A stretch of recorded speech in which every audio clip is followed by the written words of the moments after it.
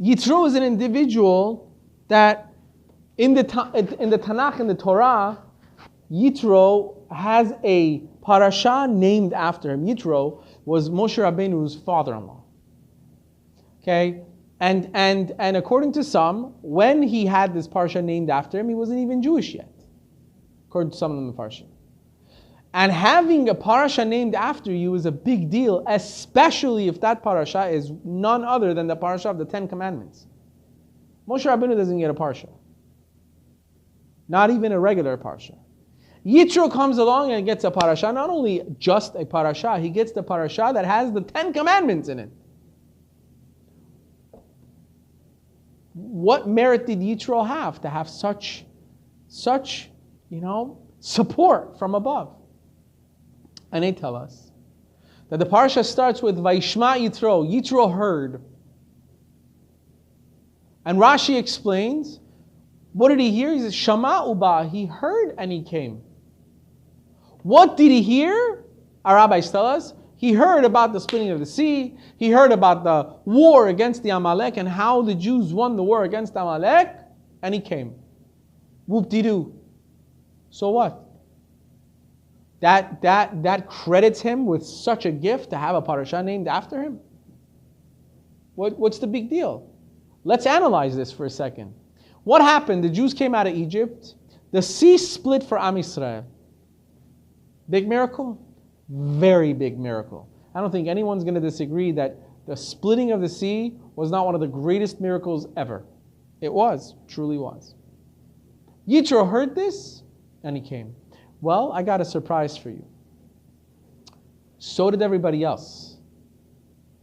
Everyone in the world at the time heard about the miracles in Egypt, outside of Egypt, the splitting of the sea, the war against Amalek. Everybody. There was not a soul that did not know what Am Yisrael has gone through and what God has done for the Jewish people. Not a soul. It was like instant Twitter. All over the world at the time, hashtag Moses just, Moses split. It was like hashtag Amalek down. Or like hashtag Israel 1, Amalek 0. Everybody knew. But here's the problem though. Nobody else came to the desert to join the Jewish people. Not a single person. And don't think to yourselves and be like, if I was there, I would have done it. I would have gone to the desert. I'd be like, hey, Moses. Never know. Probably not. The only person that did was Yitro. Why? Because he had a certain personality. He truly was searching for God his entire life. And the Chachamim tell us, Yitro tried every god, every single idol. He tried everything. He was Kohen Midian. He was the priest of Midian. They kind of worshipped him. He was like a lord there. He had everything he needed. What was he doing there? Idolatry. He wasn't worshiping God in Midian. This is when already his daughter was married to Moses. He was still in Midian, being the lord there and being a part of this whole idol worship ring, everything. He was there the entire time. And then he hears about the splitting of the sea and the war with Amalek. He drops everything. His fame, his kavod, his followers, everything. And what does he do? He goes out into the desert with nothing. With nothing. Can you do that? Would we do that? Would we just be like, all right, you know what? We built everything from scratch in Bel Air. We live in a 15,000 square foot house with guards and maids and maidservants and servants and I got a helicopter landing port on top of my thing and I got people literally coming, knocking on my doors to I don't know, to ask for my autograph. Leaving all of that, all of it behind and being ready to literally just dropping it. Never going back to it, never wanting the attention ever again. And what? Going to a questionable quest in the desert. not knowing where the Jews are going. They're in the desert. You're not going to have much. But you see, Yitro had an itch. And that was, he needed to know the truth. He was looking for Hashem. He wanted the truth. And the moment he found the truth, and this is the key. That's what Rashi says. It's brilliant. 2 words. Shama uba. He heard and he came. You see, a lot of people heard. And I'm sure a lot of people at the time wanted to go to the desert to Moshe Rabbeinu. Because who's gonna deny that? I mean, come on, the sea split, we all saw it. You know, the Midrash says you were holding a cup of water and the water inside the cup would split. Everybody knew that the Jews just split the sea. Hundreds and millions of people, I'm sure, for a moment they're like, that's it. God is real. I'm dropping all the idols. I'm going to the desert to be with Moses and his people. Sure, a lot of people thought that. But you see, it stopped at that. They're like, okay, now I'm going to have some chai. And then after my chai, I go. Okay? One more chai, and then I go. Or they were like, I'm in the middle of making this kebab now. After I'm done, I'm going to Moses. But hey, it's not even kosher. If I become Jewish, I can't eat it anymore. I'll go right after they make this goal.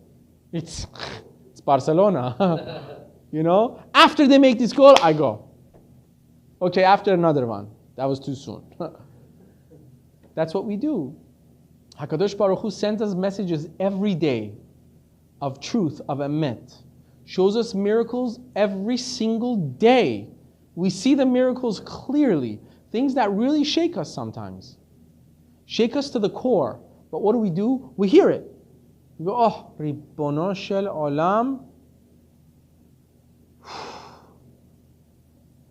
I need more learning in my life. After this show is done. After I watch this, last episode on Netflix, I'm going to start learning Gemara. What happens then?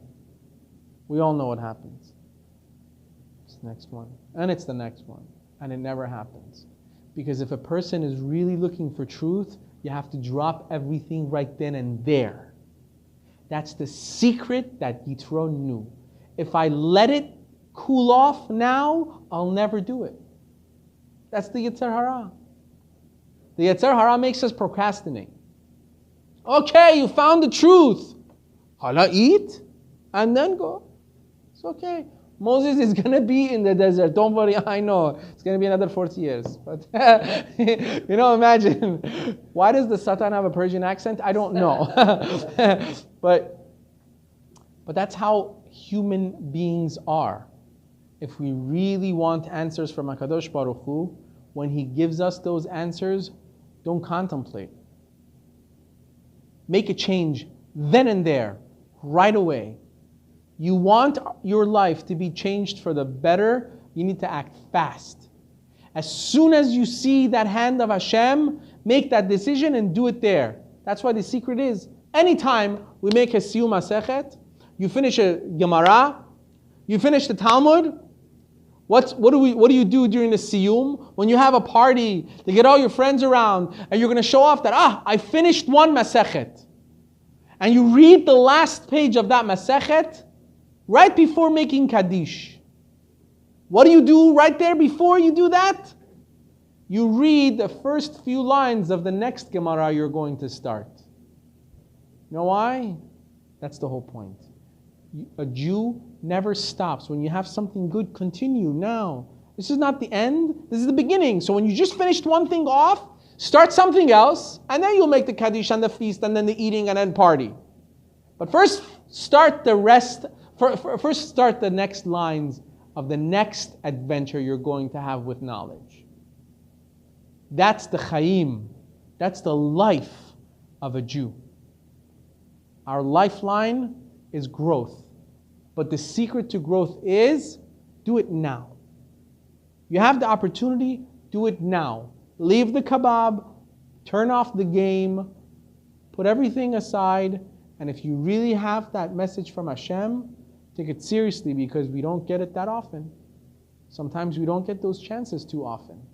And they become less and less and less often when we keep pushing them aside, because we stop hearing them. They're still there, but we tune them out. That's the worst thing that could happen in a Jew's life. Baruch Adonai le'olam, amen ve'amen.